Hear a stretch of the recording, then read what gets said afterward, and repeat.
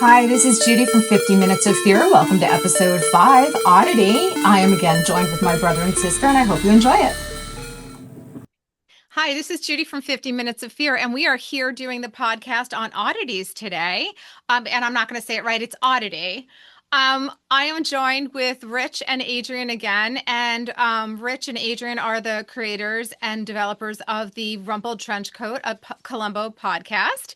And guys, where can we hear your podcast? We're on YouTube at Rumpled Trenchcoat, a Columbo podcast.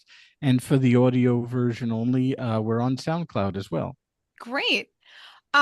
So for this movie, I was funny. We were talking a little bit ahead of time, and honestly, my whole takeaway on this movie is it's just a really brilliant Irish horror movie, and the Irish directors and producers are really, really good at making horror films. So just a little bit of a background on this movie. It was written and directed by Damien McCarthy, and it follows a medium and her sister, and some stuff happens, right? So I'm not going to get into the plot because we are going to talk about it, but I did want to just give a little bit of flavor to the film. The film's interesting. It was shot in County Cork in Ireland, and I've been there, and I actually love County Cork. It's very beautiful, it's very tranquil, it's very peaceful. So I thought it was a wonderful setting for the film. It's sort of isolating in a weird way. It's like almost like it's such a lovely part of the world. It's almost like a storybook, right? And that's kind of the feel that I had on this movie, where it was like, again, opening a storybook. We're doing a lot of these storybook tales, which I actually love. Um, the director did say that he liked the idea of Child's Play, and he liked Creepshow, and he liked that idea of an item or a doll coming to life. And in this one, I know we're going to discuss the golem. That's what they refer to this wooden figure in the film. So I would like to talk about this golem idea. Um, the director, sorry, no, the movie was released in February of 2024.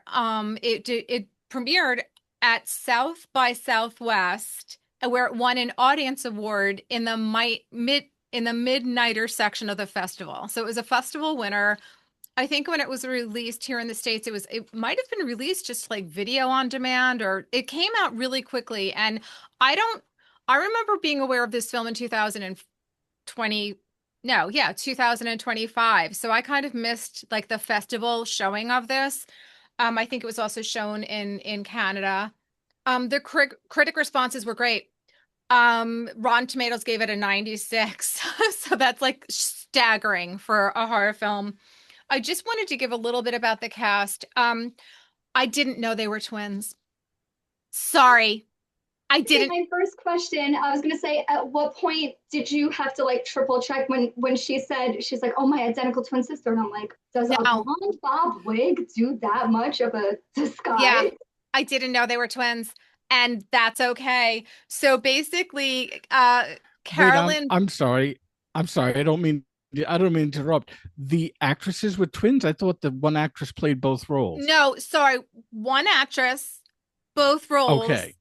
Okay. The All right. viewer did not Yeah. know they That were well, no, twins. I'm right there with you. In fact, it was very funny because at one point a character says to another, "You didn't say your wife had a blind twin." I Yeah. walked in there and saw her ghost, and I'm like, she looks nothing like her. How could you possibly even have thought that she was a sister, much less her identical twin? I So mean, I'm glad I wasn't the only no, one. All I right. think Adrian and I look closer like twins than those characters presented the way they were. And I was so grateful that the character said twins, because I was like, what? Okay. So this is fun. Caroline Bracken came to acting later, believe it or not. She pursued it in her 30s. She's an interesting actress. I loved watching her. She has some television credits and some film credits in Ireland. The other actor, the lead actor, the husband, he has a lot of credits. He's a very established actor. He was in Midsummer Murders, Bohemian Rhapsody. He played Brian May. So we've seen him. So he's come more international. And honestly, the other actors in this film are very wonderful, but they are very much Irish actors. So we have Tag I think I'm saying it right. It's Tadhg, Murphy. And he has a lot of film credits in Ireland, but oh, I just read this. He's distinguished by his artificial right eye, having lost his eye in an accident while playing with a bow at the age of 13. Oh, So our fine actor here is uh, working with what he has, and I find that I love when actors do that. I love when they take a physicality and make it part of their art. I think it's brilliant. We have Caroline Menton, who is again just some small film credits. She is a graduate from the Drama Center of London.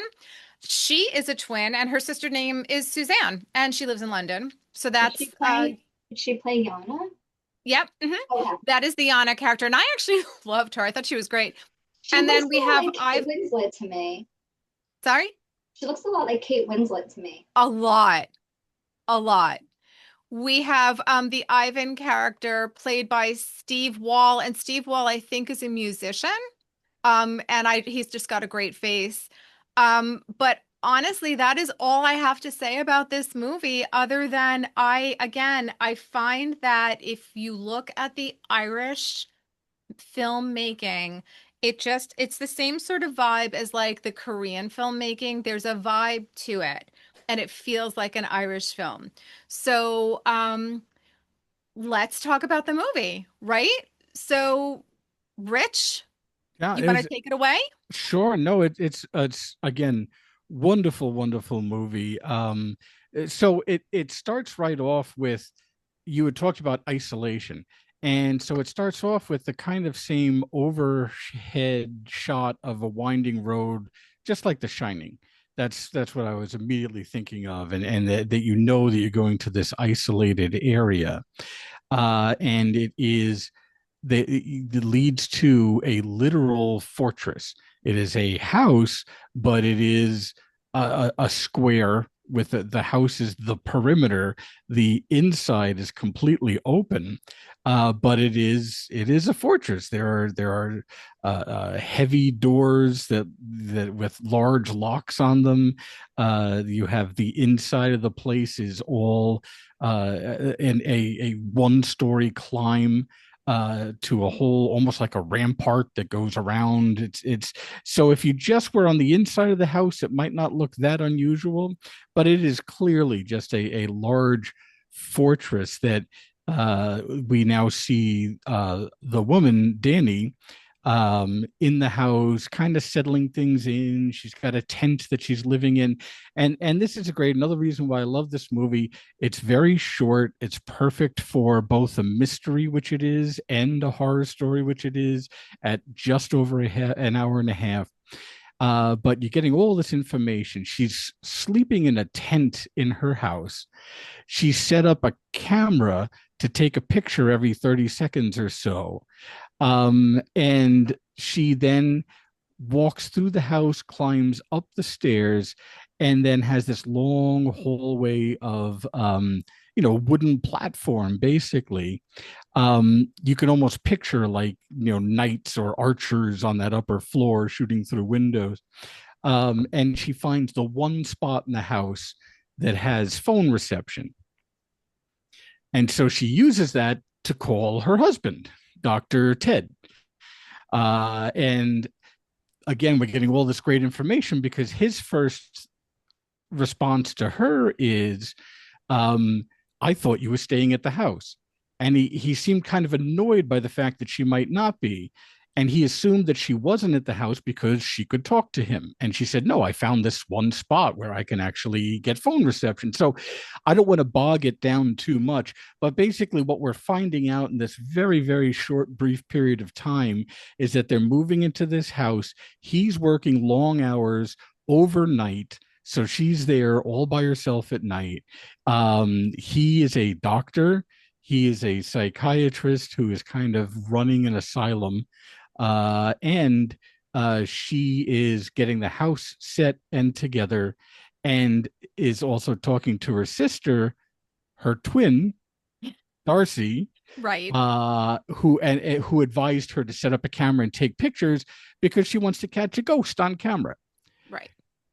Right. Um, And I thought that was a really cute hobby. It's like she loves the house. yeah, And she feels she loves the house and she loves being in the house. And I love that she embraced all of it. Because if I'm gonna live in a psych ward setting, I was just looking online. I'm trying to find, there was a movie that Mel Gibson did, I think with Diane Keaton, where it involved a prisoner and a warden's wife. And I will find it and I'll put it in the comments. It's a phenomenal film. But there's that idea of you are there to care for people who need to be cared for, and what your relationship is with that environment. It's not like you drive home, like I work, I have a job, but then I go away from my job. So I thought that was really interesting. And I loved that I think she loved the house. And I think yeah, she loved being in the house. And it was like a little adventure. It was very childish and fun to have a little pop tent. She could have done anything. She could have paid people to come in, contract, and make a one room. Adrian? I think we have to stop calling this a house. This Okay. is like a medieval castle. Like this, Okay. right. let me say this. I 100% would not want to live there. That's I a no. have in my background, if you would like to join me and my two friends at my dinner table. Oh, wait, my third friend. Right. Okay. If you want to join me and my third friend, Okay. I would 100% hate this house. This is a full on this unless you are inviting me to live in my house that's now medieval times and I inherited it from a spooky uncle. I don't want to live in this house. How do you decorate it? It's stone. It is. There are, like you said, it's a fortress. It does look like I could set up some sort of armory. Yeah. I would not want to live here. And then to make matters worse, she set up a tent, which is also another nightmare for me. So nothing that she's doing is anything that sounds fun to me. Also, it's cold and dank. So this is what she created her own haunted house, and things got a little spooky. So interesting you say that, Adrian, because I'm the exact opposite. I would like nothing more than to live in a haunted house. I would love to live in a dank house and have a tent in the house. I don't want to go camping. But her husband would agree with you, Adrian. Ted would agree with you. And it's interesting to me what decisions were made as this couple and how they were together, because she teases him and she's fun. And we don't learn a lot about her. So, Rich, I'll let you Mm. go on. But just for the record, I would love to live in a haunted house. That would be amazing. That would make me really happy. And I would be looking to take pictures. And I don't think I would be smart enough to get like a trail camera to try to catch ghosts. Maybe I'll ask some of our podcast friends to get me up to speed on paranormal hunting, because I would need help with that if I lived in that house. Yeah, I wouldn't be opposed to living in a haunted house, just not this particular one. I have to say, Okay. I'm with Addie here, that it is all stone. It is all, it just doesn't seem friendly. Like, what are you going to put a vase with fresh flowers on the table and have that feel like a home? But if you're up for that adventure, I mean, more power to you. I'd rather live in a Gothic Victorian haunted house. But Oh, right. I think all, to each his own. Well, Uh, I will say I thought it was interesting that there were no suit of arms there, except for the right, fact that I don't know the political background on the right. Irish. I don't know how to say it. I don't know their Irish history as far as, I mean, I know Braveheart, he was awesome, but I don't really know if like, right? Because I don't know. Like, Yeah. so I know that like there's the British suit of arms and those are like very fancy, and rich people here in this country will have them, but I don't know if a suit of arm was like a thing. I don't know about that. Maybe I'll do some research on Irish knights. That could be exciting. I just think if I were going to live in a haunted place, it would be like a haunted pirate ship. Like if I'm gonna do it, Oh, it's do like that. super fun, and then it Do has that. ghost sails, and then there's swords. This is just like a giant cold haunted house that she's actually, you're right though, she's a little disappointed. All she's catching are orbs on the camera. But Adrian, now Yes. you have to get a Yes. pirate. I mean, you have to get a parrot. I'll get Yeah. a pirate and a parrot. Okay. Probably Uh, you could get them both at the same store, I would Thank think. you. what I'll say about another thing I love about this movie is that I watched it once when Adrian was over the house, she made everybody watch it, and it was like, wow, this is a fantastic movie. And I didn't see it again until just today. I wanted to just kind of refresh my memory a little bit. Yeah. And it's one of those movies, it's like a really good Agatha Christie book where you read it, you enjoy it, you come back to it later knowing who the killer is, and you say, oh wow, she was just dangling it right in front of your face the whole time.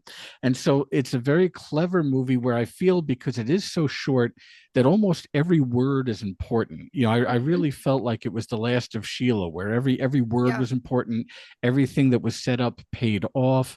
And so I don't know. I guess we're going to get into spoilers anyway. Should we just go ahead? Yeah, there's a big spoiler alert, and I'll ask you, Rich, because I'll ask you, Adrian. Did you guys know the husband was the baddie? Because I did. Okay. I knew the second I saw his skinny, swarmy face, I knew he was the baddie. He plays a great weasel. I didn't know immediately because I wasn't sure if this was going to be one of those movies where it looked like him but wasn't. Oh, right. But it just looked like him, and it was him. We might as well just go ahead and say it. Where I think I found out, when did Columbo know? No, when I knew was when, or I suspected, was when he already had a new relationship less than a year after his wife was murdered. The girlfriend, right? Yeah, the girlfriend. But this is what relationships are never really less than a year. There's always an overlap. You don't just it's never really less than a year. So he's admitting to it's less than a year. But I think that's when Darcy, which is the name of the identical twin sister, also was like, hey, that's a little wow. Oh no, she was already living with somebody less than a year. She was he might as well have punched her in the face when he told her that. She was so devastated. And I felt that. I was like, oh, that's your sister. Oh, that's the end. That's the true end of your sister's life. Second he had the second relationship, that's the true end of your sister's life, because then it's like this, it erases it. It just erases it. Adrian, did you know he was a baddie right away, or did you?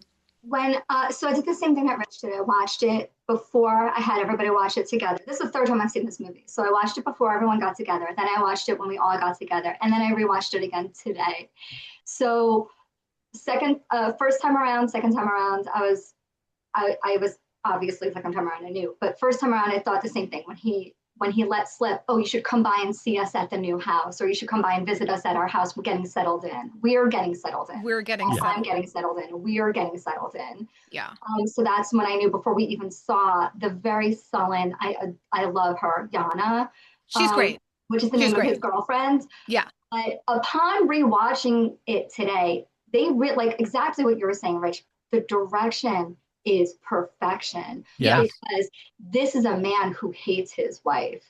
Yeah. When she called him from the house, when Danny, the wife, called him from her house and is like, hey, honey. And he's just like, oh, hi. And he was in a bit of a panic, we now know, because he was orchestrating her murder. But also, just their interaction throughout the entire movie. This guy absolutely hates his wife. He's very cold. So at the best possible circumstance, he's going to be slightly less cold. But he's a very cold, stick in the mud. Towards her. He hates her. I look. We'll get to that scene in a bit, but I don't think he thinks very highly of his girlfriend either. I think he probably is just so narcissistic that he can't show love for anybody but himself. But since we got the spoiler out of the way, I'll just give the movie wonderful credit for its wordplay. And so in that same phone call where he's upset because he's worried that she's not in the house for the murderer he's going to send to kill her, then she says, hey, can we have my sister over? I'm worried about her. And he kind of says no. So who's going to say that to your wife about her twin that you're worried about? No, I'm sorry. Your twin who lives on her own, who is blind. And a clairvoyant. Like, honestly, Adrian, I love you, and you have issues and I have issues, and they're all good. If you're going to couple on top of that, I'm a clairvoyant and I'm blind, we're going to give you a little bit more care. We're gonna come in a little bit harder to help you out. Like, that is a significant. If clairvoyant people don't have it easy, and I'll leave it at that. It's a different way to live on the earth, right? So, it's his sister. Okay, so like, let's back it up. Yeah. It's his sister. Like, it wouldn't matter if she was like just living her life and being cool or whatever. It's like, oh, I want my sister to come over for dinner. And he's like, no. Yeah. And by the way, she also has brain cancer. So Yeah. we kind of left out the brain cancer part. Yeah, that's very so sad. she's a blind clairvoyant on her own with brain cancer who is not keeping her doctor's appointments.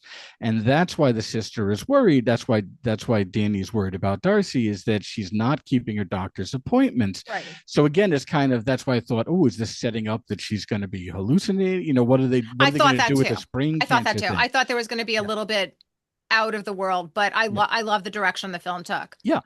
And so to just wrap up the call, Danny says Darcy's just gets mad at me when I bring up the fact that she's not going to the doctor. And he says, well, do you want me to talk to her? I'm a doctor. So again, letting us, the audience, really clarifying he's a doctor. And Danny says, yes, that'd be great. And he says, sure, I can be the villain. Which it was so smart. It was so smart. Yeah, it was just a normal phrase, like anybody else might have said. Like, yeah, I'll be the bad guy to the audience. Yeah. But again, this was so early on. Yeah. But when you watch it again, I was like, oh, you son of a gun. That was pretty funny. It was great. So, all right. So now, unfortunately, I have to tell you, I know it was very small screen time. I loved the tension between the I'm not recalling his name right now. It's the patient who comes to help. He wants to save him. I feel bad because I was going to always refer to him as the one-eyed guy, the one-eyed patient. But now I found out just now that you said he actually only has one eye. So but he's a brilliant actor, so it's fine to do that. I'm going to get his name. The character's name is Olin Boole. Olin. That's the joke, because the at one point the orderly made a joke about spelling his name with one eye. Yeah. So it's Olin Boole. Okay, so Olin comes, and I have to tell you something. Again, having lived on my own, I mean, I'm with a guy now, but having lived on my own and been in, again, quiet by yourself, other countries, whatever. If someone, you really don't know who to trust, right? So someone comes to talk to you and warn you, I don't necessarily know that I'd be like, oh, hey, person that I don't really know very well who could potentially be a danger. I'm going to listen to you. I'm going to open this door and let you in. I think it's sleep in your car. I think it's run, sleep in your car and get out of there, right? I don't know what you do. Let's set the scene. The scene, right, is that she was kind of calling it a night. She is in I'm going to call it a medieval castle. Sure. In the middle of nowhere. They keep on referring to how it's very far away from the city. And she's just sort of turning into her little tent for the night. She hears a knock on the door, and there's a peephole slide. So it's a large rectangular slide that she can see out. Yeah, like a speakeasy. Yes, like a speakeasy. And she opens it, and it's really alarming because it's somebody she doesn't know in the middle of the night, who's alarming in the sense that he has one glass eye. Well, it's visually unusual, right? Mm-hmm. Yeah. And she doesn't know him, and he's in a panic, and he's setting up a scenario where it sounds like it could be a scam. It's sort of like we've all been warned about, don't answer the door for anybody that doesn't have a badge, even if they're pretending to be from the water department or if they're pretending to be from the town. This guy's showing up looking like that in the middle of the night, and he's like, hey, it's raining.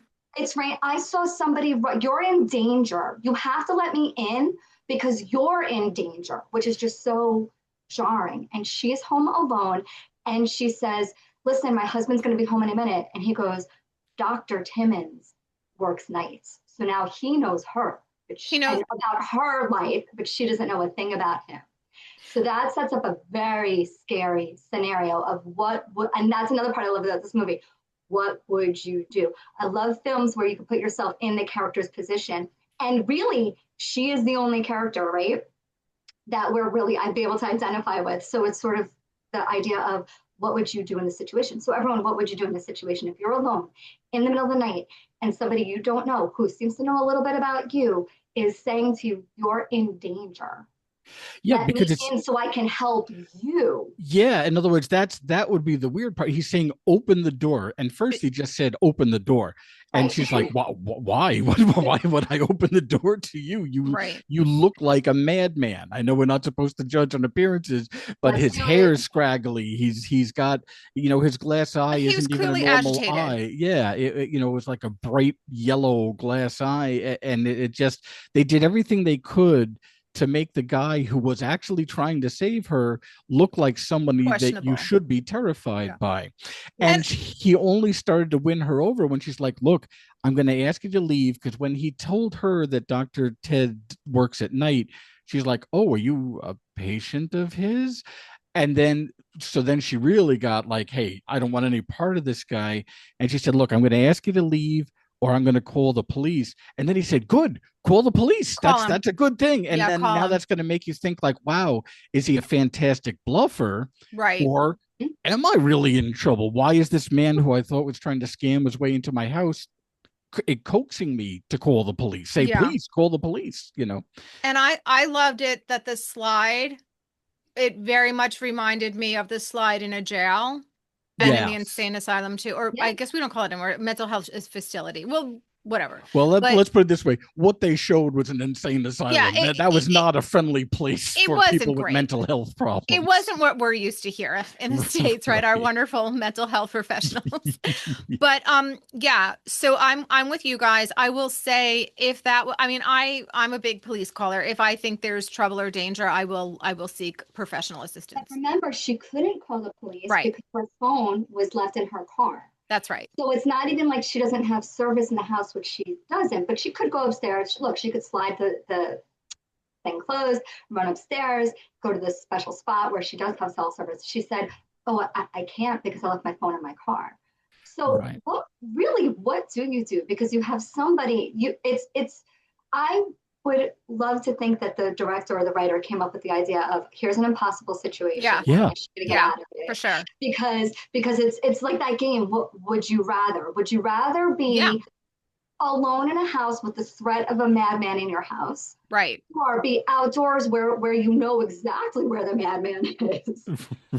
That's really her question. What is she Yeah. going to do? What would you do in that Yeah. situation? Judy, you said you would run out to the car, but he's out so there. what bothered me is well, I live in New York. I always have mace, whatever, but I'm also a woman. So what bothered me is that she didn't have like a walkie-talkie. Like, why don't you have a radio? If like I would treat that house like I'm Seaborn. Like I like your pirate analogy because what do you mean you don't have reception? What do you mean? Like I love it But in those she movies did- where like there's a thing where I can't get on the police, whatever, and then I texted 911 and I was saved, like I love stuff like that. Like what is her mechanism for help? Because honestly, I don't know. I don't know that I would leave my what I deem to be secure house, but it would bother me that someone was so adamant that there was a problem.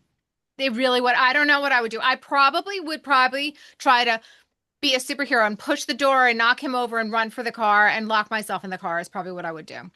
I think what I might do, and I know it's a little different for me. I'm a pretty big guy, so it is a You're a little man. different, obviously. Yeah. But what I would hope I would do is say, look, I want to watch you run far away from my house. Smart. And then I'd go out to my car. And if he didn't, then I would say, all right, then he's the problem. Yeah. If he did, I'm like, okay, scam over. He's doing everything he possibly can for it to be safe. But that's really easy for me to say because I don't know if it was late at night alone. All the scenario we just set up, how are you really going to think that clearly to think of that? No. I don't You're know gonna be that I shocked would and have, to be surprised. honest. I have to say, sitting here in my office chair, I can talk big, but I No. don't know that I would have thought You're going to of be that. shocked and surprised. Yeah. Yeah. I think my knee-jerk reaction would be to close that door and just take, it's Take the your devil you know chances. versus the devil you don't. I think if I Go had to the a kitchen little- to grab a knife, Yeah, I think the idea of I think I'm pretty confident that I'm alone in my home. I'm pretty confident that I'm alone in my home, I'm going to go with those chances versus there's a definite stranger who knows a lot about me outdoors. The other thing I would do if I was calm and collected, which I wouldn't be, would be like, all right, you're on my team. I'm going to unlock my door to my car, go grab my phone for me, and slide it through. Smart. Yeah. But I wouldn't have thought of any of that. I wouldn't think of any of that. The only thing I ever think of, because I'm very bad, if there's an emergency situation, please don't involve me. It's not my business. I'm very bad at emergencies. But the only thing I remember from my like crime training, everything is if there's a situation in your house, turn off all the lights because you know the layout of your house and the criminal doesn't. That's the only takeaway I have. So I might have run around and turned off all the lights and like hid somewhere. But now they're saying don't hide in a closet because people can find you. And I'm like, well, that's my plan. So you know what? If you hide in a closet with a knife, I think your odds is still 50-50. You're good. You're good. But I don't know. I didn't like it. So, and I'm laughing that I thought this was a very short scene. And it turns out it's a very big scene. So unfortunately, what happens? So what happens is everything kind of goes to black. You know, we're led to believe that he's convinced her to open the door. And so she puts her hand on the keys and then it all goes to black. And it's a year later. And now it's a year later. And now we see the institution. There's somebody who doesn't talk much, but he loves to draw. And he's in his room at night, and he hears some really horrible noises, right? And so, I guess they spell it out, but she's dead. Danny is dead. Danny's murdered that night. Danny's murdered. And the presumption is she let the guy in and he killed her. And that's the presumption. So back in the asylum, a year later, we have this man who loves to draw and really doesn't speak. And he hears these horrible noises. He's terrified. He opens the door and sees something horrible, hides under his bed, like a child. He was so scared. Yeah, and knowing what happened later, I would have too. There weren't windows you can get out of in that place. No, if you can hide. Yeah, and so he walks into the one-eyed man's room and sees that he's dead on the floor with his head essentially pulverized. Yeah, and he takes the glass eye and just rubs it off on his shirt and sticks it in his pocket, and that's it. That's the end of that scene. Yeah. And I guess now, I think now they just go to the opening credit scene, and now the doctor to the story walks now. in. Yeah. So what I found interesting too is why did Olin, is it Olin? Mm-hmm. Why did he warn her? Was he just a good guy? He was just a good guy. Yeah. But I think he might have been influenced by. No, he wasn't influenced by Darcy because she didn't know anything about anything until after he was murdered. Right. I think he got released because he was in jail for 17 years for killing his mother. Yeah. But we find out later he had a justifiable cause because she was horribly abusive. She's the one who took his eye and was going to take the other. So yeah, he had a hard time. He had a very hard time. He was going to be released. He was going to go to a halfway house, but he needed to go someplace in the interim, and that's where he was at this sanatorium. But I guess he was released. I don't know how he got out. That's the part that I'm not 100% Well, it must have been sure. A no hold, right? It must have been just it must have been probably a boarding. because Yeah, that's because, right, he kind of came free. across to me as this lovely, when I saw the whole movie, he was kind of this lovely, gentle character. And I was like, oh, that's interesting that they made this outer physicality of this lovely actor sort of like this gentle character. And I was like, oh, I mean, honestly, I don't know. I probably would make a phone call or call the cops or something if I saw someone sneaking around my neighbor's house. Oh, well, of course I would here in Nassau County, but like, he went above and beyond, and he's a gentle character. So it was an interesting path that brought him into the story. And unfortunately, the way he comes out of the story is so awful. So he is brutally killed. Yeah. Brutally killed. And now we're into glasses. Well, so now, I don't know. What is it? An eyeball? No, so now, So now I was just going to say, I think after the glass eye is retrieved from the pile that was his face.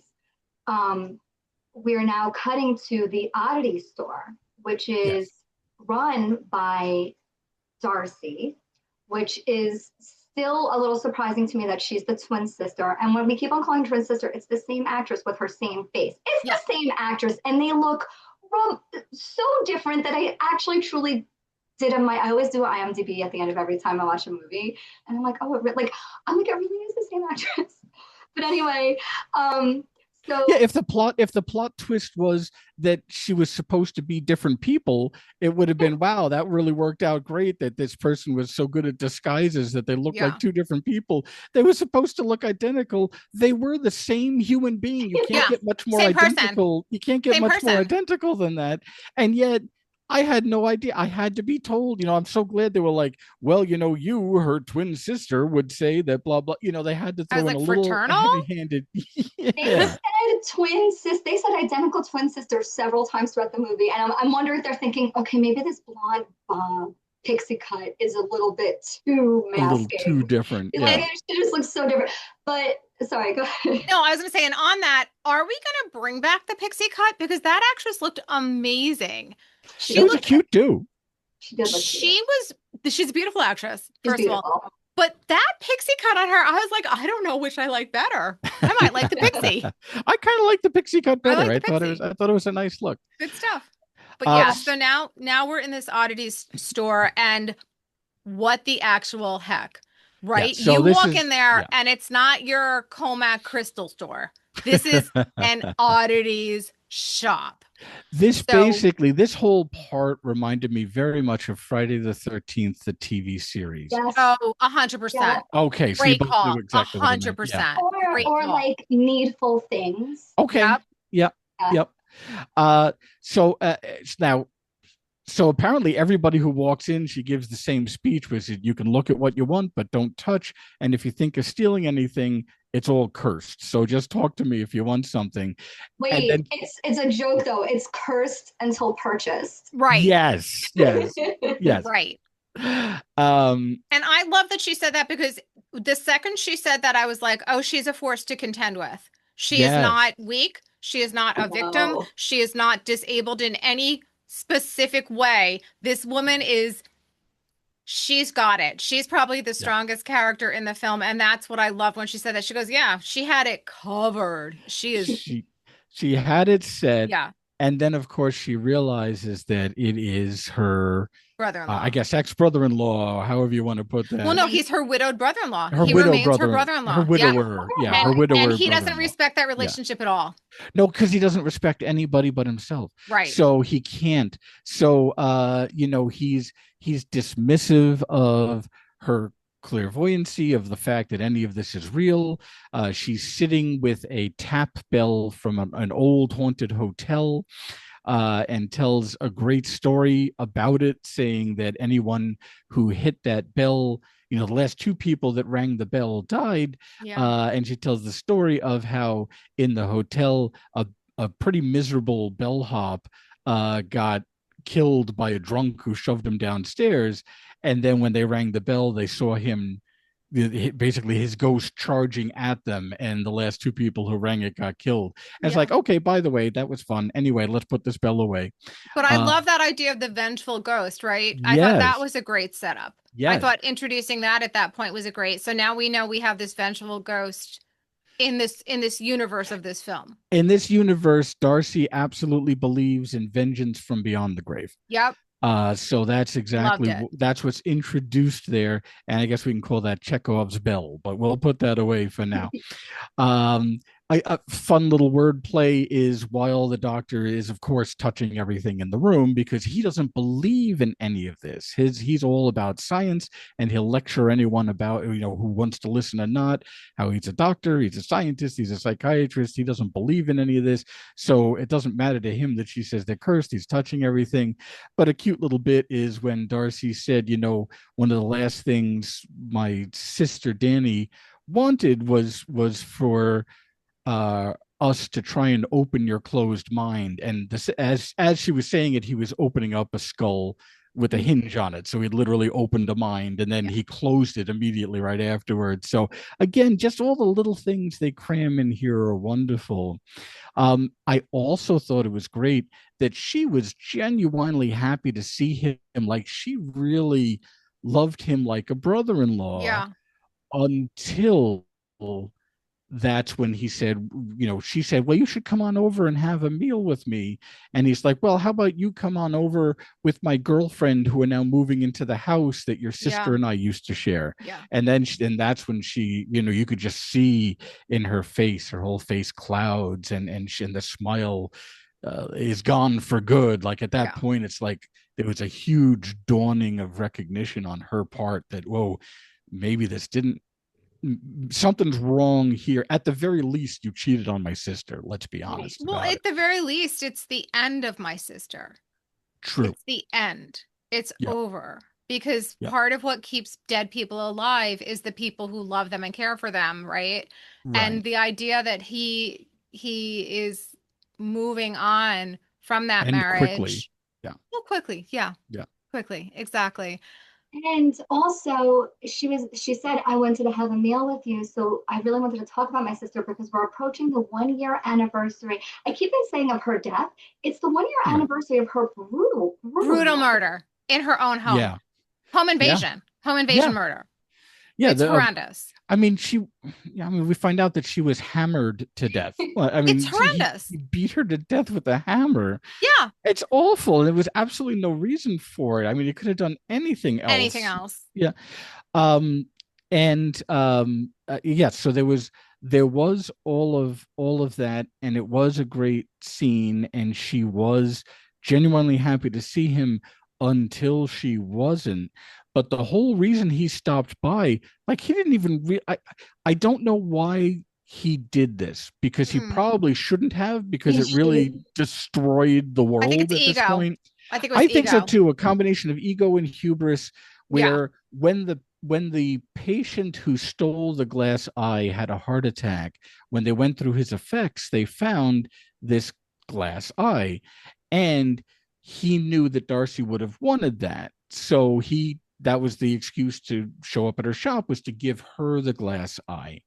And so she's going to try and get a reading from that glass eye. Right. Her particular psychic powers are when she can hold an item that's very close to the person that once possessed it. She told a story about a wedding ring. This is this guy's glass eye. But whatever she can hold onto that was a personal possession of somebody, she can sort of see into their truth. Right. Yeah, she can kind of see through their eyes briefly. Yeah.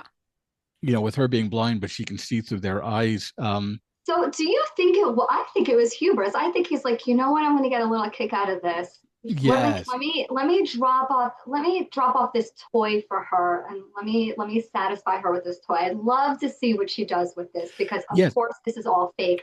I don't believe in anything but science. And not only does he not believe in any of that, the whole world thinks that this man who used to have this glass eye was the killer. Yeah. Everybody still thinks that Odin was the killer.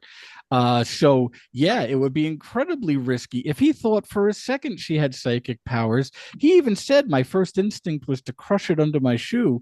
And I'm thinking, first of all, you should have. And second of all, that's a really weird thought to have, like not turn it over to the police, I mean, but it shouldn't be a thing. It shouldn't be anything. It should be a nothing. It should be, my wife was horribly killed by a very mentally disturbed person, and how sad for everyone, and now I've been lucky enough to move on with my life. That should have been the narrative, right? And it's not. He's like, hey, I got an eye here, good luck.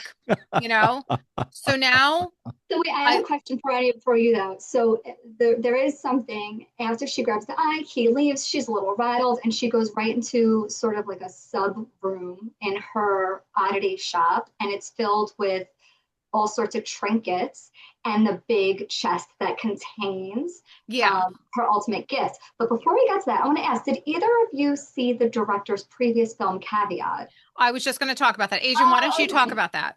Okay, go ahead. Sorry. No, you go ahead. But that scene ends with a rabbit with a couple of human teeth and the monkey symbol. I call them the monkey symbols because I only see them with the monkey toy. closing it. And that character, that toy, played a major role in the previous film Caveat, which is real fun. No, very, very different feel than this film, but it was real fun. Did you guys see it? Yeah. If you haven't seen it, check it out. It's really fun. Maybe we'll do a podcast on that one too. But yeah, it's okay. So it's Caveat by the same director, and you should definitely check it out. It's a whole lot of fun. Yeah, I actually did not see it, so I think I will, because I like this movie, even though it's a different vibe. I think I would like to see that. But that really goes back to my thought of the Friday the 13th. Like you could picture a story like that for every item in her shop, right? So that's great. Yeah. So now she, at this point, doesn't she go back to her apartment with the eye to then sit down and try and get a reading from that eye? Yeah, and it's very sad. Well, it is. It's very for sad. For a few reasons, because not only does she see the murder, but it's revealed later that basically she sent her golem to pulverize this guy. So she murdered him because she thought he was the murderer. She killed an innocent. She killed it. She basically, she was so the guy who driven by rage that she killed an innocent man. Yep. She did more than kill an innocent man. She killed someone who was trying to save her sister. Yes. So she's a vigilante, and he's a little bit of a vigilante himself. Maybe that's a harsh word, but Olin's, I guess not. He was really just trying to save Danny. Yeah. But she did some vigilante vengeance justice, and she's blind rage. I mean, she is blind rage in this film, and it's and I mean blind rage. She is literally so devastated at the loss of her sister. She's very ill, and now she's alone. And now she doesn't even have her brother-in-law to support her. Well, and the last message that her sister left on her voicemail is, "Hey, we're connected." And of course, another play on words is that they're connected. They have this bond as twins that nobody else can share. And now it's been severed by this guy. So I guess I jumped a little too far ahead, but basically when she does the reading on the glass eye, she realizes that there was another person that her sister saw just before death, who was the actual killer. And so that's why the other person is not Olin. No, exactly. No, because she's seeing through. Yes, exactly. It was not Owen. She saw that basically Owen tried to warn her, and it didn't work out. And there was another person in that house, and that person was the killer. And so she then just stands up. The candle blows out. I think she throws her cane away. She just starts running pretty much. She realizes that the person, because she thought she'd get some closure. She figured, well, I killed the person who killed my sister. Let me see what this SOB's last thoughts were. And the last thoughts were, hey lady, you killed the wrong guy. I tried to help her, basically. So now it's like fresh rage, like you said. Now she's like, hey, I not only did I do a horrible thing that I'm going to have to pay for, but my sister's still unavenged. I don't, I got to find out what's going on. And in my mind, that plants her squarely in the Greek tragedy, in the tragic figure, in the now what, this is an unstoppable force. This is destiny. Whatever's going to happen is going to happen. And this is when, again, another idea of you now have this one sole purpose in life. And what's that going to look like? Because it doesn't go well. No. Her fate is sealed with her decision. She's paying for her blind rage. That's right. She has to pay for her blind rage because she selected the wrong recipient. That's right. And before she pays, she's going to make sure somebody else pays too. Yeah. Yeah. So you want to go to the day of when she shows up for lunch? This was such an awkwardly beautiful scene. I loved it. It was just great. And really, like at this point, the entire rest of the movie takes place in one day. It's an evening, pretty much for the most part. Yeah. So, they did the whole, hey, let's do lunch, but she actually shows up at their house, at their fortress. They mean it. First, she delivers the chest which is now in the fortress. It's now in their house. And I say there because now the doctor is there and his new girlfriend, Yana. Yana. Thank you. It's an odd name that I have a Yeah. hard time remembering. Who he met because she was a drug representative at the hospital, and they're traditionally very attractive people. Yeah, And she's so, beautiful. Yeah, she's a beautiful girl. clearly they were together before they should have been. Yeah. He's getting ready to go to work because he works the night shift, and this is now a problem for Yana. It was a problem for Danny, not much of a problem. She was dealing with it better. But for Yana, it's a problem because now she's got to be all alone in a house where a woman who was all alone in that house was murdered, Right. while her husband is working all night, and Yeah. she doesn't like it. She is spooked out by the house, and she now, okay, we found the camera. We found Danny's camera, and she's taken a few pictures herself, Yanni. And so she then tries to tell Ted, hey, I'm having a problem. I'm not getting good sleep. It's really messing with me. Here, let me show you this picture. And he's looking at it. He doesn't see anything. She zooms in on it, and it's a picture of what looks like Danny in It's an apparition. sunglasses Yeah. in the house. So that wasn't an orb. She caught a ghost on that. Yeah, it's an apparition. And he's utterly unsympathetic. No, he's literally looking at his dead wife in a hallway saying, well, what do you expect? It was her camera. She's going to have pictures. No, I took this picture 2 months ago. So she would have been dead 8 or 9 months already. And he's just like, meh. He just shrugged. It's like he's staring at it, and he still can't bring himself to believe it. It's almost faith in the other direction. It's like his faith in science is almost as blinding as somebody's faith in the occult, where he's looking right at it and refusing to believe it, just thinking, it's a glitch in the camera, it's this or that. I can't say that I would immediately assume, oh, here's a picture, this is clearly a ghost in our hallway, but to just dismiss it completely. And her whole point was, look, I don't think your dead wife is haunting our house. I'm just saying that I'm getting kind of freaked out. I'm tired. I can't sleep. I want to go into the city until the other doctor retires and you can go to the day shift and we can be together. But he's being very dismissive of her. This is why I'm thinking this guy just has a problem with anybody who's not him. I think that he gets to be calm because he knows what happens. Yeah. Everybody else doesn't know what happens. He knows what happened. There's nothing for him to fear. He doesn't have to worry about intruders. He's the intruder, right? Or he's orchestrating the intruder. Well, he controls the intruder. So there's nothing to be worried about somebody getting murdered when you know exactly how and why they got murdered. Yana has a real reaction of, this is scary. It's creepy. I'm staying in a house. It's an identical situation. So this is why I'm scared. And he doesn't care because he has the quiet confidence of knowing I don't have to care because I know exactly what happened. And he dismisses her because he is kind of awful. Yeah, he's awful. Yeah. No, he's a real crumb. And it's interesting too, because now we have, and I love stuff like this. I love the uncomfortable stuff. So now we have the dead wife's sister showing up to socialize. No one's telling her to go home. She's like, well, I'll drive you back. I'll drop you off. She's like, no, I'd like to stay. Now, I'm sorry. Yeah. I don't know how many people would be like, oh, okay. I guess people are more polite than I am because I'd be like, that's not going to work.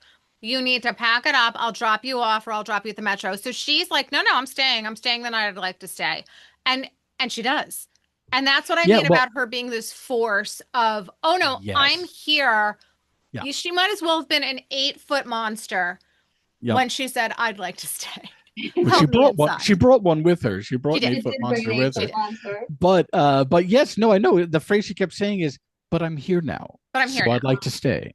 And so meanwhile, Ted has to go to work. So as usual, he's not going to deal with it. He's not going to call in sick. He's just going to bail and go to work. He wants his girlfriend to stay with her because now there's this blind woman in their house who I don't know if she's ever been there before, but that's weird. That's just weird. It's weird. It's weird to have she wasn't blind, an unattended guest in your home. Yeah. Who might need some help finding the bathroom, Yes. Or the fridge or food. Anything. Or a place to sleep. Exactly. Exactly. Yeah. and to just show up essentially uninvited. She pretended that there was a mix up, but she basically said, "Nah, you know what? I'm furious, and I'm going to show up and mess you up. This is Yeah. this you messed with the wrong sister." Uh, so of course Ted builds. He's like, "Okay, I'll see you later. I'm going to go. Yanni, you can go back to the city apartment." Anyway, even though I'd like, and again, very passive aggressive. Well, I'd Yeah. like you to stay with her, but I could see that's not going to happen. And Yanni said, "No, it's not going to happen. I'm going to the city and I don't want her here. And if you're not going to kick her out, then I'm going to go. I don't care." Yeah, and I like that she protected herself, and I also like that she really did stand up for herself, because whatever you feel about the girlfriend coming in, Yana was like, no, Yeah. no, and no, and nopes. So, and I loved the tension between Darcy and Yana, because Darcy wasn't Yes. pulling any punches. Not at all. In Darcy's fact, mad at everyone. well, she isn't with good reason. She Yeah. is with good reason, because he cheated on her with this woman Yeah. and then murdered her sister. And Right. she knows it all because she has this gift, which we are now, which we are We learn a accepting lot as more real. about it. And that's why I wasn't sure, even at this point, I wasn't sure, hey, is this real, or is this because she has brain cancer? I mean, they mentioned her having brain cancer and not going to the doctor multiple times. And I'm like, maybe, but no, they didn't go down that route. It was wonderful. It was just purely true. Uh, and, Yanni was more polite to Darcy when Ted was around, but as soon as he was gone, she's like, "Okay, here's some sheets." And Darcy said, "Hey, I'm kind of hungry. Could you make me something to eat?" She's like, "No, the fridge is over there." Yeah. She was just she She's not didn't care. hostessing. She's mad, and she Yep. couldn't find her car keys, and she's Right. annoyed, and she wants to leave, and she's aggravated, and She wants to leave and she's aggravated, and she asked Ted to stay with her till she left so they could leave together. Yes. He's like, I gotta I'm go. already late. Yeah. I'm already late. I'm going to leave. So Yeah. he left his girlfriend alone with his sister-in-law, his blind sister-in-law, who's a psychic, who showed up with a giant trunk as a Right. gift, because they still haven't opened it yet. Well, they did before Ted left. They actually did. Did they? Yeah, because yeah. So I was going to ask you guys. Yeah. So the Oh. trunk comes to the house. I don't know why you would accept that gift. I'm not. Well, I would If it- accept it. I would accept it. If my sister-in-law sent me a gift, I would accept it. I would accept it. All right, Rich, note to self, I don't want a trunk. Okay, fair enough. I don't want a trunk. Tell Tiffany no trunks. Even if So- it's got a blood golem in it made of I don't want a wood, golem trunk. No, okay. I don't want a golem trunk. I would love a golem. I just don't want it to come after me. But I would love a golem. No, if you Yeah, can okay. control the golem. Also, I will accept a golem. Thank you. So let's talk about golems, because Okay. they're very hard to research. So the only experience I have with golems are the Golem, the movie, Right. and then the X-Files episode on the Golem. And it's a great episode. The It is. only experience I have with golems are avenging entities. They're anthropomorphic, they're avenging entities. I did some research. Golems in history have been victims and villains and controlled and not controlled. So let's put some identity on this golem, which is spectacular looking. It is absolutely the Chucky doll. It is absolutely Annabelle. It is absolutely this entity that's really scary. So I think in this particular movie, this golem is again part of this avenging force, right? Well, yeah, she does explain very briefly, Darcy, that at her mother's 5th wedding anniversary, that's wood, 5th anniversary is wood, and a witch gave her this golem, and that's the history. There we go. Thanks. A witch gave her a golem. Thank you. There we go. I will accept gifts from witches. Okay. Oh yeah. I Fair. will accept anniversary gifts from witches. Wood gifts. So So it's interesting because I had known golem as being made of clay, yeah. and Yeah, that you that's would what write mine the was. name. You would write the name of your victim on it, and Mhm. put it in the golem, and then the golem would kill whoever you sent them after. Well, you had to go, But I you know had to there's many conjure, you had to different- conjure it, and you had to make it. You had to, Yes, yes. it's a supernatural being. Yes, yeah, So yeah. As is this clearly.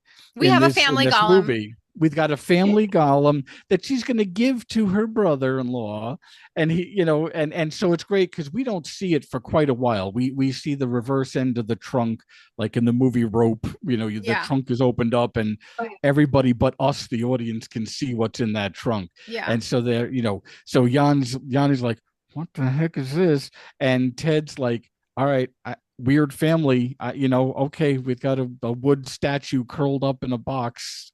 Oh, thank you, I guess.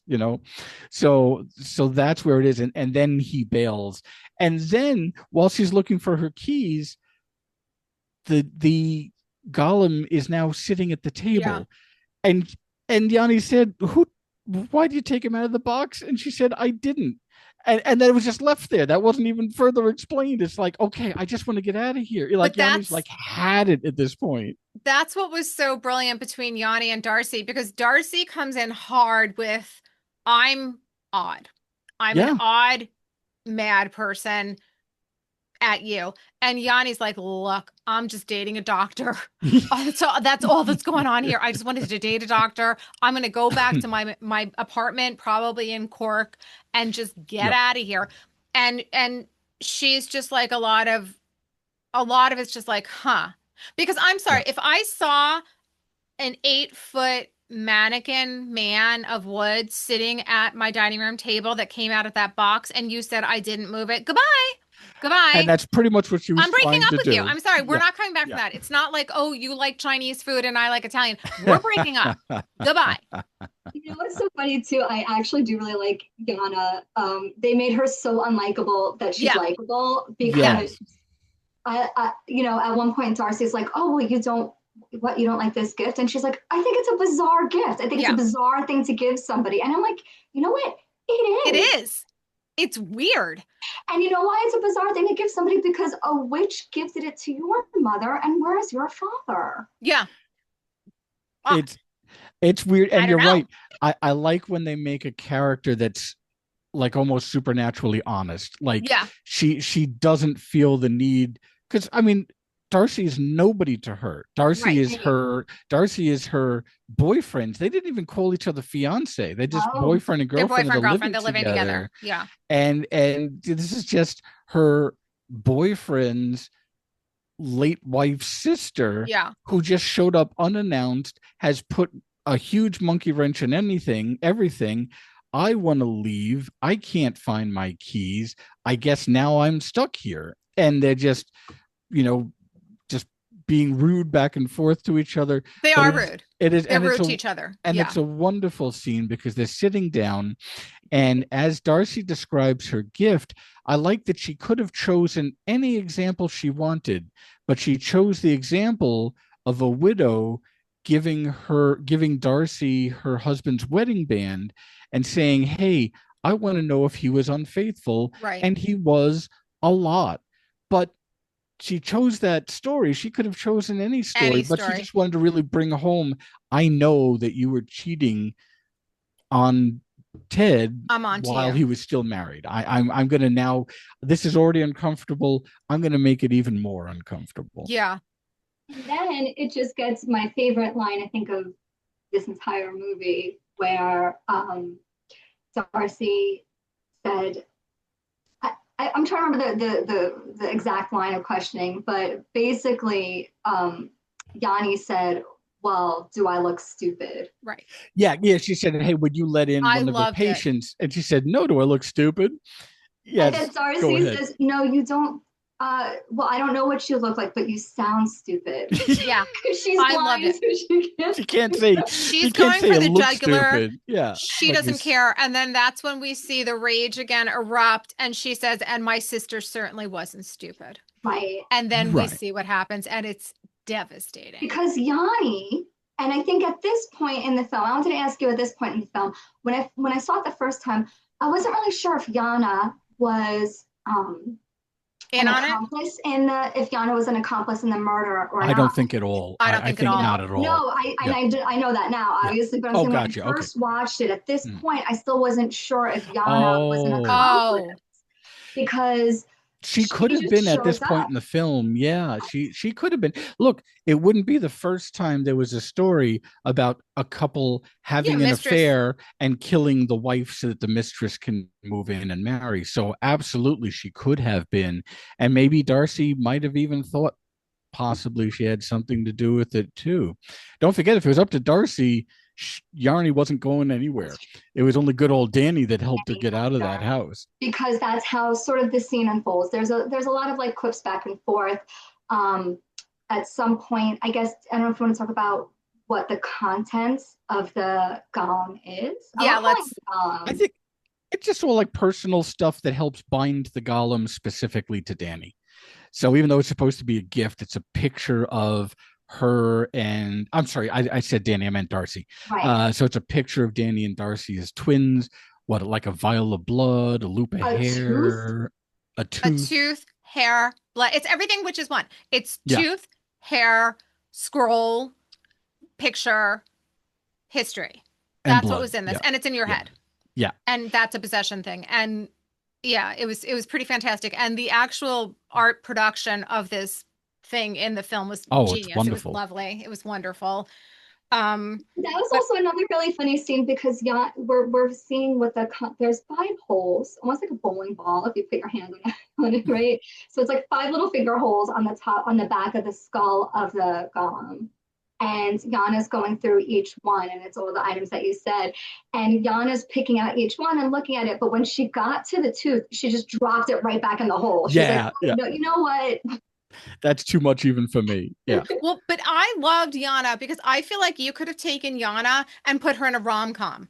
Like Yeah. she was such, again, an encapsulated character in this madness. Because if I'm digging around, because I'll snoop my skull weird thing, whatever, look through it. If there's like, what is that, phrenology, when you do the bumps on the head? Right. I'll look around at a golem, no problem. But if I'm finding a tooth from a mouth, goodbye.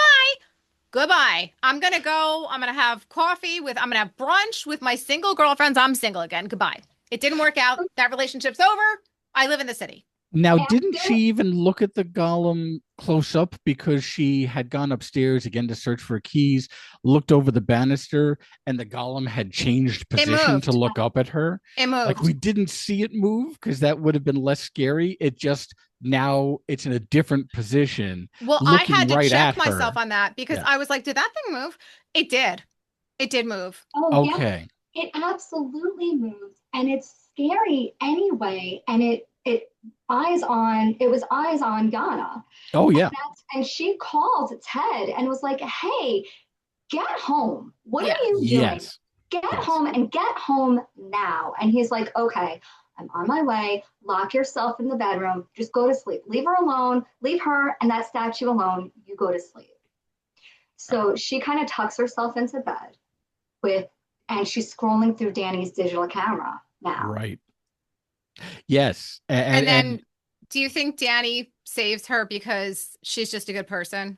Oh yeah, absolutely. Yes. Darcy had said she was always the more Yeah. level-headed one. Basically, she knew that what Yanni did was terrible for cheating on her husband, but she didn't deserve death or whatever else was going to happen in that house. So she just was like, you know what, Darcy, I love you, but you're going too far. We got to get this woman out of the house.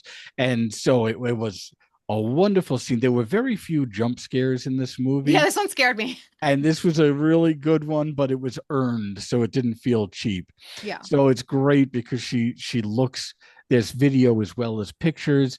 And so Yanni's looking at a video of Danny in the tent with Ted, and it's like she's having a ball and he's a wet blanket. Big surprise. He's just a miserable human We being. fall more in love with Danny. It's Absolutely. heartbreaking. It's heartbreaking. And then she gets distracted by something. I mean, there's noises the entire movie. There's noises. And that's why, going all the way back to the beginning, you couldn't necessarily be convinced that you were alone in a house because there's always like footsteps, footfall, just all kinds of noise all day, all night. Right. So Yanni's distracted, looks back at that video again, and it's Danny again saying, "Hey, blah, blah, blah, we're here in the tent, haha." And then when the camera would have shifted to where her husband was, this time it shifts to a picture of Danny dead with her eyes rolled back. I mean, it's just terrifying. And so she flings the camera and then hears run. And she looks in the corner and there's Danny again saying, run, she saves her. And so at first you think, oh my God, she's trying to terrify her. Well, she kind of is, but she's trying to terrify her out of the house. She's trying to scare her out of the house. Yanni runs downstairs, grabs a knife. She doesn't know what to do. She's turning around. She's looking at the golem. Danny's in a catatonic state. Darcy's in a catatonic state. So and then the trunk moves and vibrates, and she very scarily goes up to it, and her keys are in there. Yeah. She runs to the car, takes one last look back at the house, and I couldn't tell. I meant to look at it or pause it. Did she see the face of the golem, or did she just see the face of Danny? Who did she see the face of? It was Danny. That's what I thought too. Okay. That's the one thing that bothered me. I would not have left that house without Danny. Because without Darcy, right? Yeah. I wouldn't have known that Darcy was cool. Darcy could handle it. I would have had a very hard time. She was the one controlling it. Yeah. I would have had a very hard time leaving without Danny. I understand Darcy. I understand being scared, and I understand wanting to go. Yeah. And if she said, no, I'm not leaving. Okay, well, you had your chance. I'm going to go get help, whatever. Right. So that did bother me for Yana. That's the one big overarching thing for Yana. But Yana's out. She's like, goodbye. Well, she did shout for Darcy. She did. She shouted for Darcy. She even tapped her hand. Like Darcy's blind. She tried to wake her up. Yeah. But she's not deaf, so she could have snapped out of it. You know what I'm saying? Yeah. Like, she could have heard her. Yeah. No.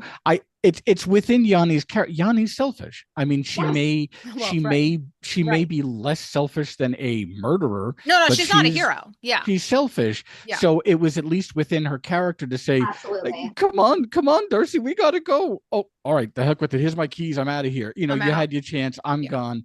Smartest person in the movie at this point. She just drives away and never comes back. Yeah, she's like, goodbye. End of her story ends there. She's dating a podiatrist now. She's like, goodbye. Yeah. See you later. And then all hell breaks loose. And then it's a problem for everyone, because now we see it's a problem. So, well, yes, because now, don't forget, the doctor doesn't know anything that happened. All he knows is his girlfriend called and said, you need to get home. Darcy's freaking me out. I don't know what's going on. I'm taking picture of ghosts that you don't even see. I'm doing this. They've got this golem here. I don't know. And then she just drives away. Yeah. So he doesn't know anything that happened. So he does come back home. Although I have a feeling he probably finished out his shift. Like, I don't think, he's still such a selfish jackass. No, he stopped for McDonald's. He's like, I got Taco Bell. Goodbye. He at least went to get a nice lamp anyway, because he was carrying that lantern around the house like the Haunted Mansion at Disney. Oh, I love that. I love that. So he's, now searching the house. He doesn't know what's going on. He also now sees the golem sitting at the table. He's like, what happened here? And he goes up and finds Darcy at the top of the stairs on the rampart, just kind of tucked in a corner. And this is when no punches are pulled. If we thought she wasn't pulling punches with Yanni, she is not pulling punches with Ted. So I found this scene interesting because I thought, normally the character would be possessed. But because of this character, she's doing the possessing. And I kind of love that, because, normally you would walk up and if you see someone in a corner or out of sorts or something, you'd be like, oh my gosh, she's possessed, whatever. She's very well not possessed. She's very well in control now. And it's, again, this fine, almost diamond cutting blade of, oh, right, I'm going to handle this now. Yeah. Yeah. Yeah. Because that was the other thing that Darcy had not only told Yanni, but Yanni told Ted, and that is, this guy named Ivan is the real killer. And so at that point, Ted's like, maybe I shouldn't have given her that eyeball. I mean, it's like he's like, wait a minute, it's falling apart. She knows exactly what happened. How could she possibly know that? Because he still can't believe in psychic anything. So he feels like, gee, did Ivan blab to her? What happened? How did he's still looking for logical reasons why she would know all of this. And so he's now trying to gaslight her, talking again about her cancer. Let me get you to a hospital. You're the crazy one. You're the one Yes. who's not thinking right. You're the out of sorts one. And then he comes up, and what does he do with her? He bargains with her and says, if you don't believe me, let's talk to the investigator, right? Right. Let's talk But to I don't have that number. Right. I got to go back to my office and get it, right? And I'm going to put the phone in the only place in the house that gets reception. So it's not weird that he put that phone there, which was just a few feet away from her. And yes, then he's like, okay, look, I'm going to go call the investigator. Somebody's going to call. If it's the investigator calling back, basically this phone is going to ring, and when it does, just pick it up and talk to the person, because you're crazy right now. And she even said, oh sure, I can go to a hospital to have my brain checked, but you're going to have me committed. So she's certainly not stupid. She flat out accuses him of having Ivan, an orderly named Ivan, come out and kill. She's because she knows got the whole story. Yeah, she knows. She's onto him. She knows, and now the doctor knows she knows. He doesn't maybe believe in psychic, but he knows that she knows, however she knows, and that she is now the next problem he's got to eliminate.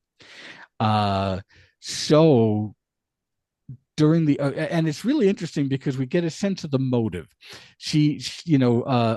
Darcy said, all you had to do was tell her I found somebody else, I don't love you anymore, she would have gotten over. Be reasonable. You. Yeah. Be reasonable. You didn't have to kill her, you could have left her. Right. And so I think there were two motives, because then there is some cutting back and forth, future, present. It releases information in an interesting way, not quite as organized into chapters like Weapons was, but it was definitely, hey, here's some information I'm about to reveal to the audience. And then it's a little flashback of him talking to Ivan, the doctor. And so basically, oh, I lost my train of thought. Anyway. It's what Ivan and him are discussing. Ivan even says to Ted, why not just divorce her? Why kill her? Why not divorce her? And Ted's like, oh, she'd never get over me. Yes. And then his second thought. Yes. And then he said, and then also I poured all my money into this castle, which is also stupid, Ted. I agree with Ted. Yeah. But he's like, poured all this money into this castle, and once she finds out about Yana, she'll never let me have it. Yeah. So he confirmed for the audience what we already knew, which is he's a narcissist and he doesn't want to lose the house. And he absolutely has been cheating on his wife. Confirmed completely at that point. Because like once she finds out about Yarna, well, you only find out if you've done something wrong to be found out about. So yeah, basically he just wanted to kill her instead of divorce her. And that's really what it was. And it was just kind of terrible. Yeah. And it's so sad. So then we meet the real murderer, and he's awful, and he's like, oh, can I just, you want me to throw some different kinds of crimes on top of this crime? And Ted's like, no, I just want you to kill her. Don't get weird. And so that happened. And then what I love is Ted thinks he's on it. His plan is great. He does the old trap door. I was not expecting a trap door in this movie. So we got the old trap door. And to be fair, they did show that at the very beginning of the movie. We didn't mention it, but there was a trap door that I presume was once used, like he could put a ladder in there or for grain or something. There had to be a reason to have a trap door there. Anything. Yeah. Yeah. I mean, it's a lot. Yeah, she was repairing. Yeah. Go ahead. Yeah, Angel. the movie starts with Danny repairing that trap door, and that's how she discovered she had cell service there. Yes, because that was an unoccupied area of the house, and so she was repairing that trap door. And like you said, I was assuming there was a ladder at some point that would go up to that. Right. So that was just another way, because otherwise it's a lonely hallway. It's a wind around hallway, so it's like a shortcut to get there. Yeah. So of course Ted is so evil. Yes. That whole business of saying just answer the phone when it rings, he picks up the cover from the trap door. But again, And this is like an utter control thing on his part too, because you can't guarantee someone's going to do it. First of all, you can't guarantee someone's going to walk straight. You can't guarantee she's going to stay there. You can't, I mean, he's like, I got this, no problem. Murder, I'm good. And he really, his character is very sort of arrogant. And he's like, yeah, no, this will oh yeah. work too. Don't worry. And it does. And It it does. does. That's the terrible Yes. part, It is that does. it does. And it's also because, again, with him being a psychiatrist, she may be psychic, but he's also playing on her psychology. He knows that she's in a rage. He knows she's saying, I'm going to get you, I'm going to expose you. You're going to lose everything, your girlfriend, your job, your freedom, blah, blah, blah. But if you want to send someone over to kill me, make it Ivan so that I can kill him. Yeah. I mean, she is just basically begging for Ivan to come on over so that she can kill him. And is feeding off of that. The doctor's feeding off of all of that. And again, because she is impulsive too, so she threw her cane away. If she had She's her rash. cane, if she She's had her rash. cane, she could have felt that there was an opening in the ground, and instead she just walked straight toward the phone and fell and is grievously injured because she fell an entire story without expecting it onto stone. Basically, a completely unprotected fall onto stone, terribly injured. Now the doctor did go back to the hospital. Oh, and the doctor's the one who called. The Right. doctor just called his cell phone to make Yeah, it ring. he baited the trap and executed Yeah. the trap. Yeah. That's all that happened. There was no Yes. anything. No, there was nothing. And But then now yes. we have a problem with Ivan. Well, we do, because we have a problem. The doctor's already thinking, Ivan, did you give the game away?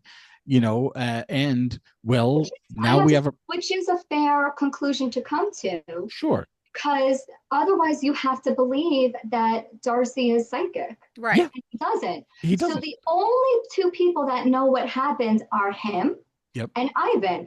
And Ted knows he didn't tell anybody anything. Right. Right. And so then it's only Ivan. Yeah. And Ivan did see Darcy in town. So it's a Yes. logical conclusion for him to come to. Who are you talking to?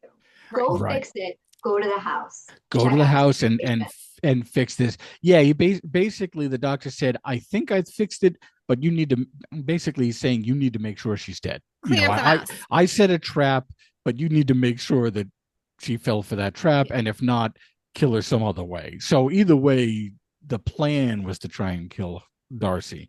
The trap just happened to work. So Ivan goes back to the house, and again, this is all that same night. This is all the day that Darcy showed up. So Ivan gets back to the house. Now, this is neat because this is one of those times where the audience knows something the actors don't. He's shining a light around in the house, and there's no golem sitting at the table. Now, he's not scared by that because he had no idea there should have been one. He doesn't know the golem exists. But we, the audience, are like, oh, that's We know it's a trouble. problem. That's he's in for it now. That was not an idle threat that she made about if Ivan was to come on in. Right. And of course, Ivan calls the doctor again from that upper area where there's that one small spot with cell coverage, looking down at Darcy. They're using very coded language in case their call's recorded. Basically, long story short, Ivan is saying, she's almost dead. I'll take care of that the rest of the way, but I probably won't even have to do much. She's pretty much dead on arrival here. And then she starts to do hand motions and starts chanting, and she is putting everything she has left into that golem. Yeah.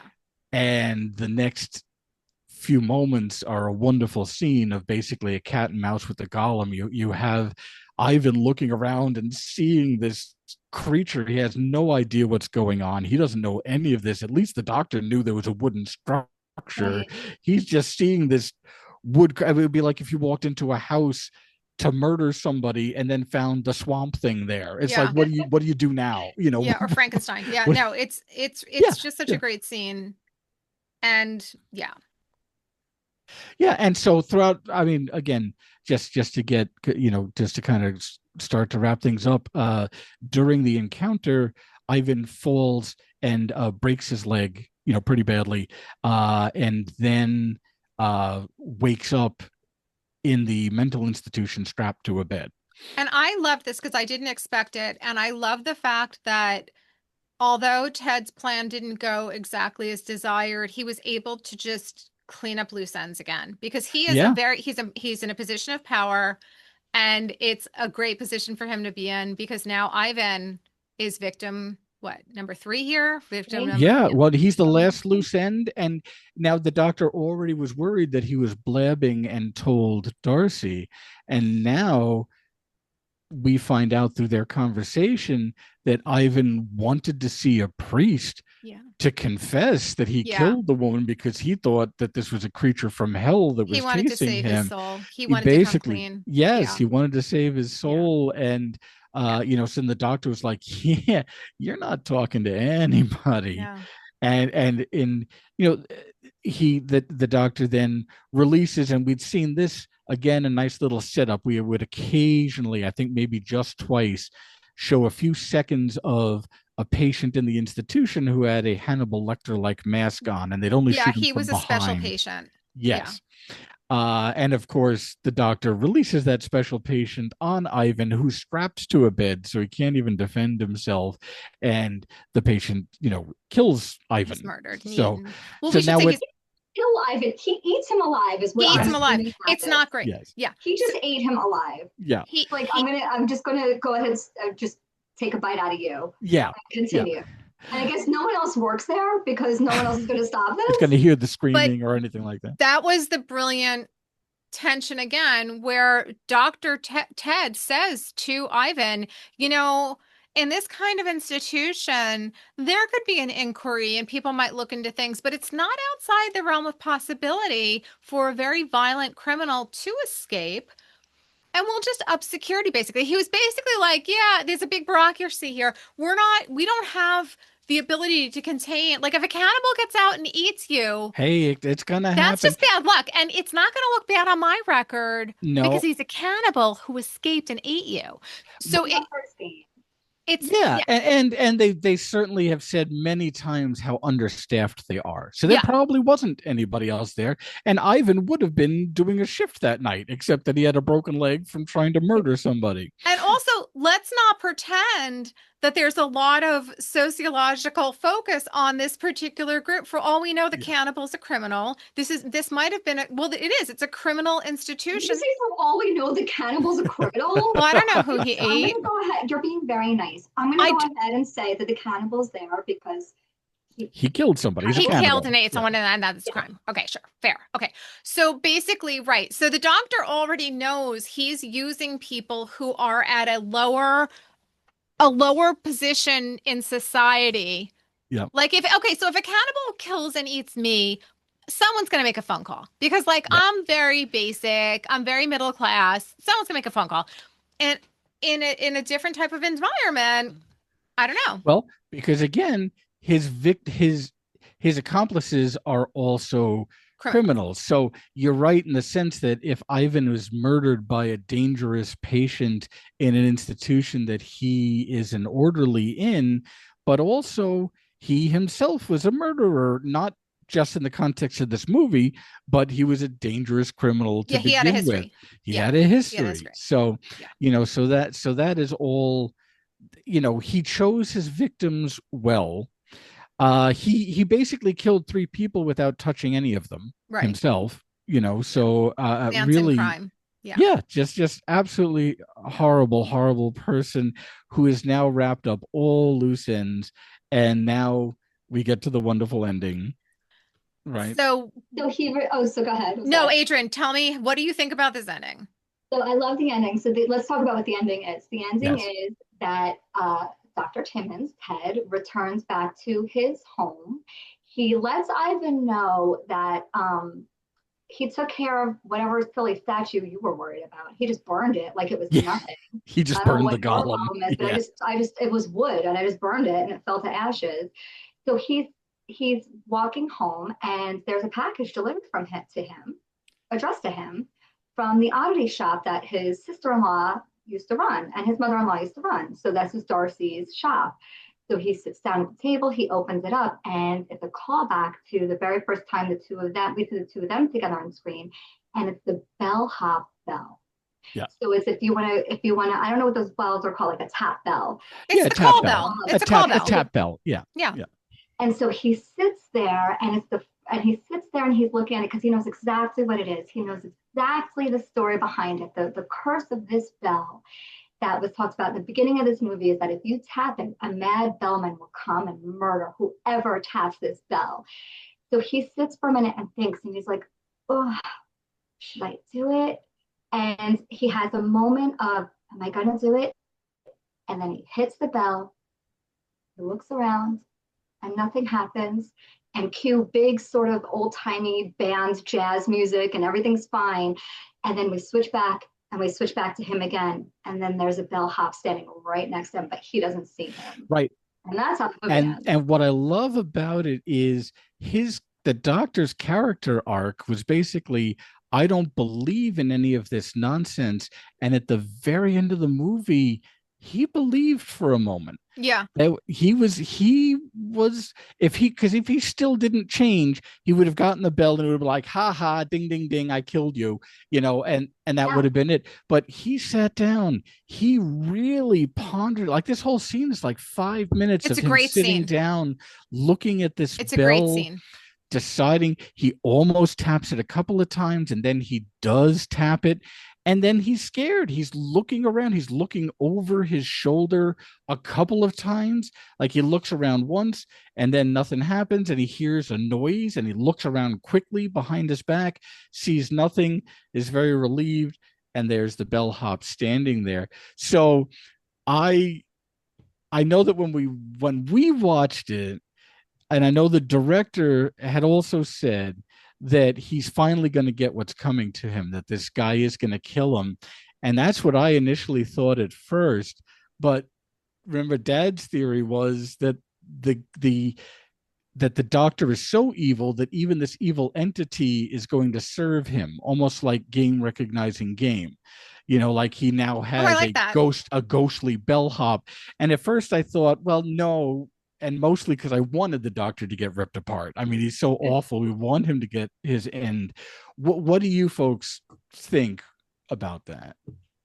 Well, the only reason I would even think, I think he gets it. I think the bellhop shows up and gets it. The only thing that gets me is that the bellhop's supposed to be running at you. Yes. The bellhop's not running at him. The story, and this is why I have to maybe lean a little toward Dad maybe being right, and that is that the story is always they ring the bell and the bellhop basically charges you and kills you, and instead he's standing there very submissive, as though he's about to serve you in a hotel, not about to rip you apart. He's standing there with his hands crossed, at his waist, his head bowed slightly, and it almost felt like the end of Haunted Mansion when you pick up a ghost hitchhiker at the end. Like, I feel like I would have been happier if they ended the movie the second time he spun his head around the doctor and then just went to black, and leave it completely up to you to decide,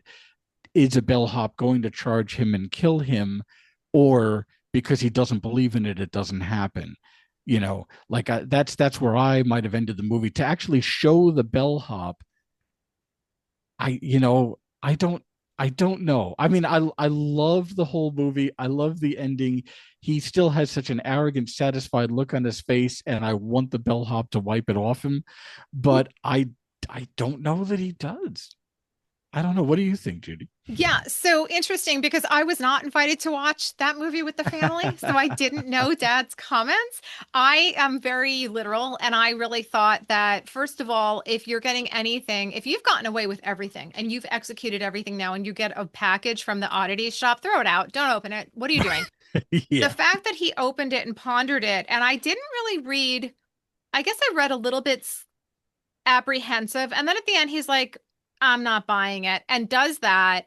And then in my mind, I had him doing it a second time, so I have to go back and look. I don't know if he only did it once, and it did take a minute for that bellhop to get there. I assumed the bellhop had just knew his role and was going to kill that guy. And again, Darcy got her revenge after the grave. It was a horrible revenge. It was terrible. A lot of people, it's a horrible situation. Darcy did kill an innocent man, but she did clean it up at the end. So I read it that way. But hearing Dad and Dad's point of view, I kind of love that idea that this doctor maybe is the powerful one, and maybe he is smart enough to overcome it all because he defeated Darcy. He defeated his wife. Yana left, but he didn't, I mean, did he really care? He'll have another drug rep in a minute. He was treating her terrible anyway. Yeah. He was treating her bad anyway. And the bellhop was, when we think about it, the bellhop is standing there at service. He wasn't snarling, he wasn't growling, he wasn't running, he wasn't lunging. He was at your service, as bellhops are. So now what? I don't know. Personally, I think the bellhop's going to kill him. I hope so. That's what I think. And I hope so. What I loved about the last scene where the doctor's sort of wrestling with, should I hit this or not, is it's a point that you made earlier, Rich, which is that for a man of logic, he's so far in the other direction that, I understand, maybe if you're, how some people say, okay, well, if you see this, if you see this sign, it means this, and people he would be somebody that would dismiss it. He is seeing there is a lot of sort of odd things that are happening. Flat out, Darcy knew every single step of his murder plan. Yes. And so I guess a logical explanation would be that Ivan told her. Okay. Right. He's seeing photos of his deceased wife haunting his house, and he's saying it's a double negative, but that's a digital camera. Yeah. So I don't know how you're getting a double exposure, on a digital camera. But okay, maybe some things are happening. But there's so many odd things that are happening that should point to the fact that, maybe you should be a little open. Maybe not completely believe in psychic abilities, but maybe believe that there's something more than man. There's something out there more than man. They wanted to open his mind, and I think for that brief moment they did. Yeah, and I think they opened his mind for that brief moment, and he had that sort of wrestling with, I'm looking at this. He played it beautifully. You can be an atheist, and then say that Our Father on your deathbed. Yeah. And I feel like that's kind of what he was doing, where he believed in logic all along, and then really when faced with that last moment of, am I going to attempt fate this last time? And really, that's how I look at it. That is his deathbed. So that's him hitting that bell is his saying a prayer on his deathbed. That's how I looked at it. Well, I actually would say the hesitation to not hit the bell was the prayer on the deathbed. Yes. Okay. That's kind of what I thought. I just wanted to clarify that. Yeah. That moment of, because he should have done, taken the bell out, said, oh, there's the bell from the woman who I murdered and her sister too. Ding. There we go. Hey, let's help some angels get their wings, Clarence. We'll just hit the bell a bunch of times. Yeah, exactly. Or how pathetic. These sisters are pathetic and stupid. Yeah. Yeah. But he really hesitated, and he absolutely, and after he rang that bell, he was literally looking over his shoulder. That was not, figurative. He was quite literally looking over his shoulder, which you wouldn't do, again, if you were logical. If it were pure logic and you didn't believe in any of it, you wouldn't do that. But as much as, look, I like to think that he would get his comeuppance, but then I have an issue, if that's how it was, I have an issue with how they presented the butler, the bellhop. I think they should have had him, even if they had him look at the doctor, or like first in their service and then look at the doctor, just anything other than him standing there completely like he was ready to take his bags up to the second floor. So that may be, clearly that's my preference, is that he does pay for his crimes. Yeah. But I gotta say, then they did not present it the way that I think would reflect that. But to be fair, the director had an interview where he said, if the movie was 40 seconds longer, we would have seen the bellhop tear him apart. So, I mean, I also have to take into consideration the director's own words, but I don't know. I kind of, but that is how movies are made, right? It's so funny to see the final product, and then you go back and you look and you're like, if I had $50,000 more, it would have been a decapitation, right? And that's part of the magic of movie making, where you do have to change things. So I like that the director said, because sometimes, like, I know when we were talking about weapons, the direction for Amy Madigan was, you have your backstory and you play it however you want to, but don't tell me. Right, don't tell me. Right. Are you an entity? Are you a person? Don't tell me. And she did, and she's great, and she's wonderful.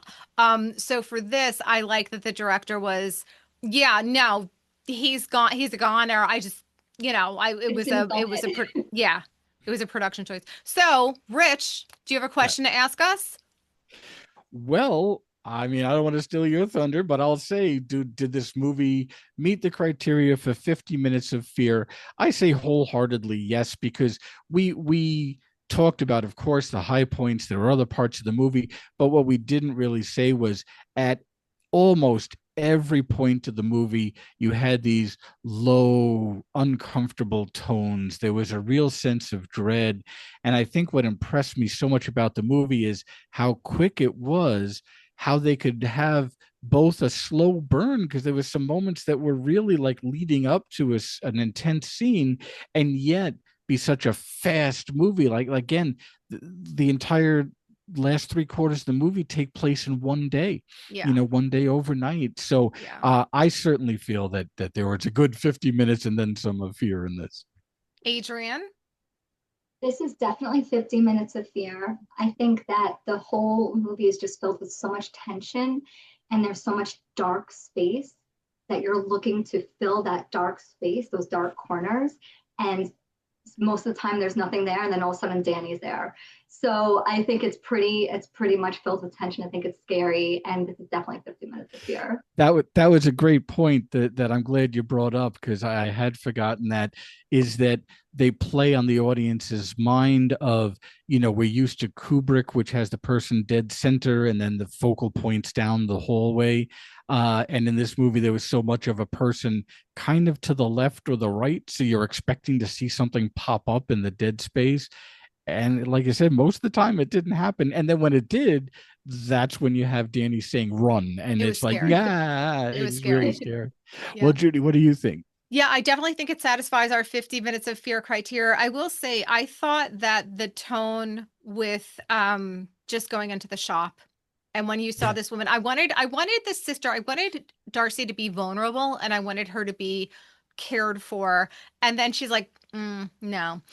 And I think that set the tone for me, where she's like, oh yeah, you see all this stuff? Yeah, I don't even make my money doing this. I make my money doing other stuff. And I was like, what other stuff do you like? Who do you know? So it was just, yeah, 50 minutes of fear for sure. I loved it. I loved the jump scare. I loved everything about the film. I highly recommend it.